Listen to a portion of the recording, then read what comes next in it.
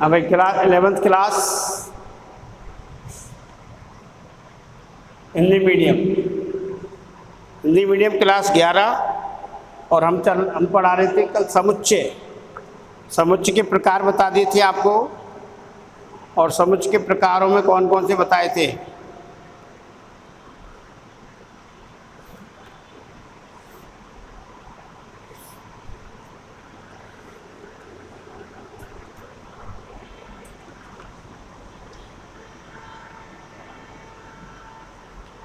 आपको परिमित, अपरिमित और एक रिक्त समुच्चय बता दिए थे।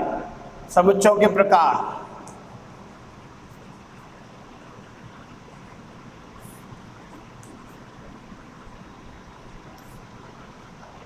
कल आपको मैं बता चुका था। परिमित,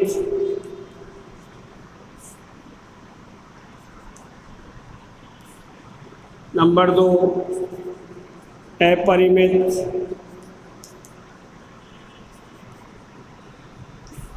नंबर 3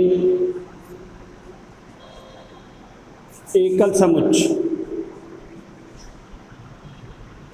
पहले रिक्त बताया था सर, रिक्त समुच्चय। नंबर 4 एकल समुच्चय। नंबर 5 समान समुच्चय। नंबर 6 तुल्य समुच्चय। नंबर 7 उपसमुच्चय।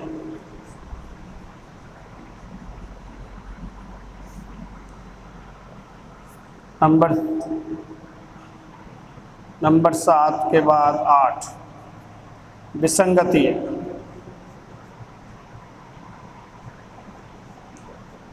डिसजॉइंट सेट, विसंगतीय समुच्चय। इन सब के नाम अंग्रेजी में finite set, infinite,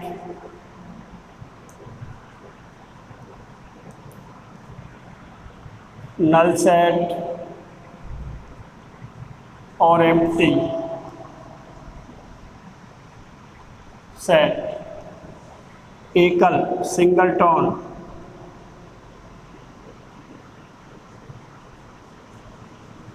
single tone set, equal set,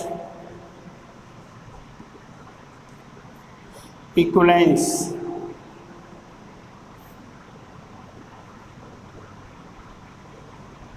set, subset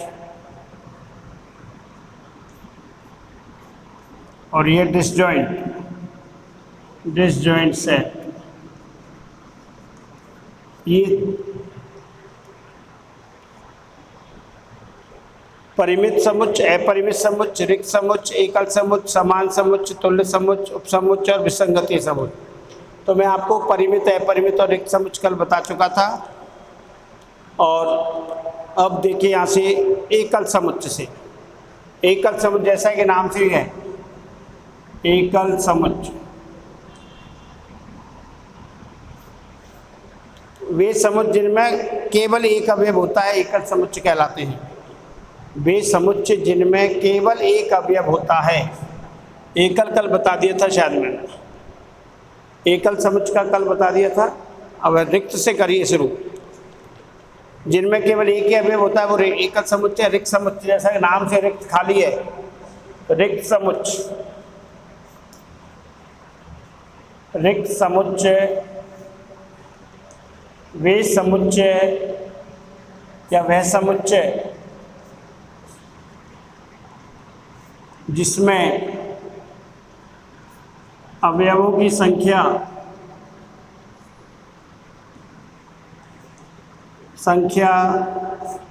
शून्य होती है।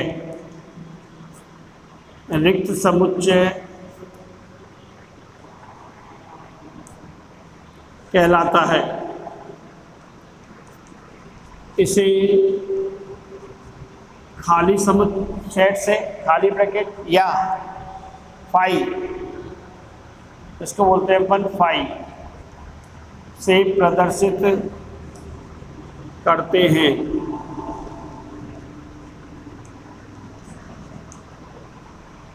उदाहरण के लिए उदाहरण है, ऐसा त्रिभुज जिसके अंतः कोणों का योग 80 डिग्री है। ऐसा त्रिभुज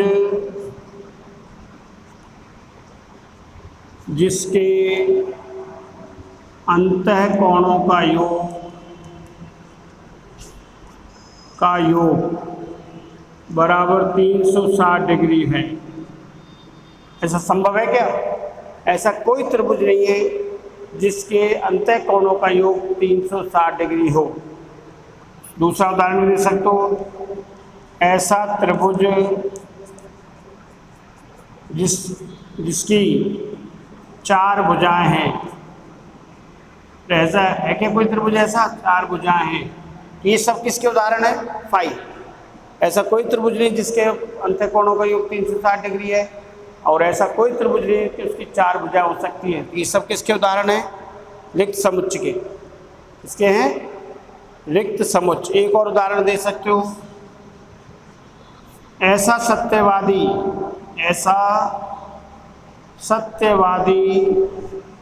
जो सदैव झूठ बोलता है। हमें सत्यवादी का समुच्चय चाहिए, लेकिन वो व्यक्ति झूठ बोलता है। जो झूठ बोलता है वो सत्यवादी तो होगा नहीं, तो अवयवों की संख्या क्या हो जाएगी? 0। ये कहलाता है रिक्त समुच्चय। क्या कहलाता है? रिक्त समुच्चय। और रिक्त समुच्चय के बाद आएगा अपना समान समुच्चय। रिक्त समुच्चय के बाद है समान समुच्चय। तो इसके बाद समान समुच्चय, जैसा कि नाम से ही है,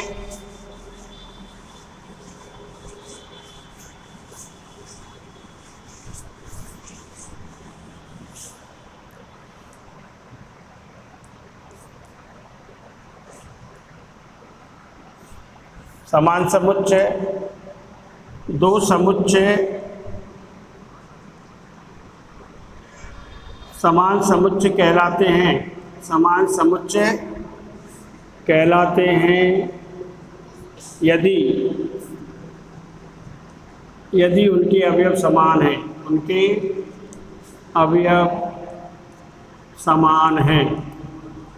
अवयव समुच्चय के अवयव 1 2 3 6 और समुच्चय भी है x, जबकि x 6 का भाजक है। 6 का भाजक है। तो बताओ भाई, a के अवयव 1 2 3 4 6 हैं, और दूसरा है b के में क्या x का 6 का भाजक, तो 6 में भाग किस किस का जा रहा है? तो b को ये समुच्चय निर्माण रूप रेखा है, इसको रोशन 6 में 1 का भाग जाता है, 6 में 2 का जाता है, 3 का जाता है, 6 का जाता है।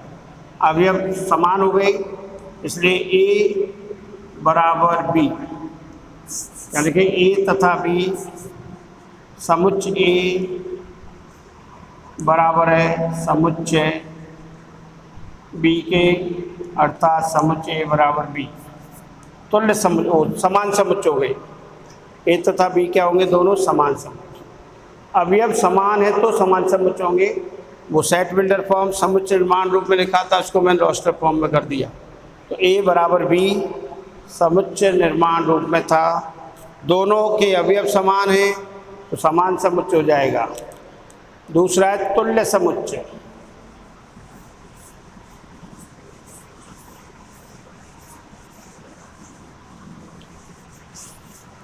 अगला है तुल्य समुच्चय। दो समुच्चय ए तथा बी तुल्य समुच्चय कहलाते हैं यदि ए तथा बी में अवयवों की संख्या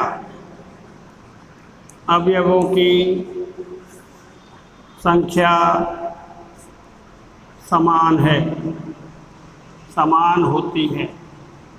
अवयवों की संख्या जैसे ए 1 2 3 और बी ABC।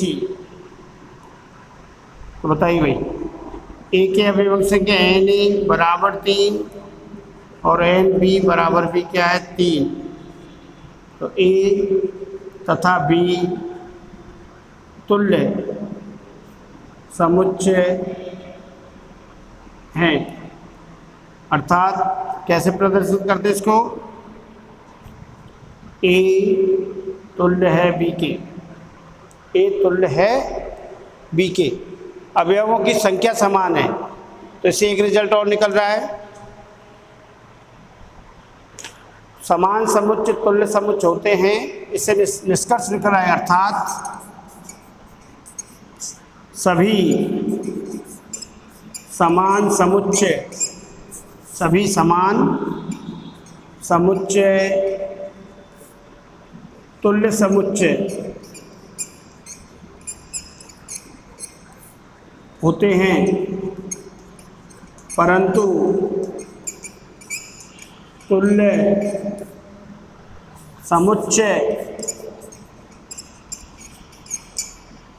समान समुच्चय आवश्यक नहीं है। समान समुच्चय हो आवश्यक नहीं है।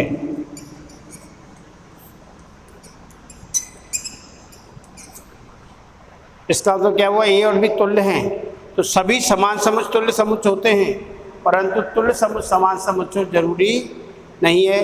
तुल्य समुच्चय जो समान समुच्चय उसमें अवयव समान होते हैं तो संख्या भी समान हो जाएगी, इसलिए प्रत्येक समान समुच्चय तुल्य समुच्चय होगा, लेकिन तुल्य समुच्चय समान समुच्चय हो आवश्यक नहीं है। तुल्य समुच्चय समान समुच्चय इसके लिए आवश्यक नहीं है। तो ये इसके बाद है उपसमुच्चय।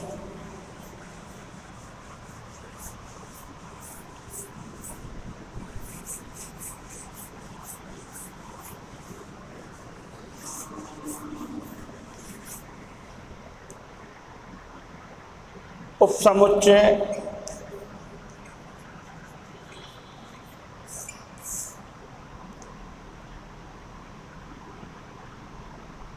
समुच्चय ए बराबर है 1 2 3 तथा बी बराबर है 1 2, तो और सी बराबर है 1 3। ये तो देखिए भाई, समुच्चय बी तथा सी के अवयव समुच्चय ए में विद्यमान हैं। समुच्चय बी के अवयव 1 2 इसमें हैं, सी के भी हैं और ए के तो होंगे। तो समुच्चय बी के तथा सी के अवयव समुच्चय ए में विद्यमान हैं, तो समुच्चय बी तथा सी ए के उपसमुच्चय हैं, ए के उपसमुच्चय कहलाते हैं। इसी सबसेट सब उपसमुच्चय को इस तरह जैसे लेकिन बी उपसमुच्चय है ए का और सी उपसमुच्चय है सी ए का। तो देखिए उपसमुच्चय का प्रदर्शन का सिंबल क्या है, बी सबसेट ए। बी उपसमुच्चय है ए और इधर सी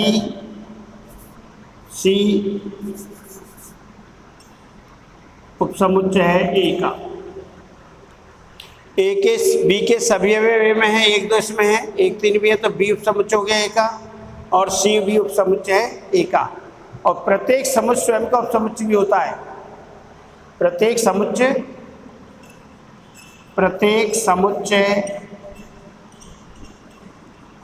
स्वयं का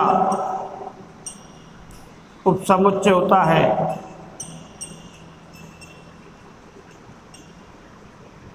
यानी ए सबसेट और इक्वल्स टू ए या बी सबसेट और इक्वल्स टू बी। और फाई रिक्त समुच्चय सभी समुच्चयों का उपसमुच्चय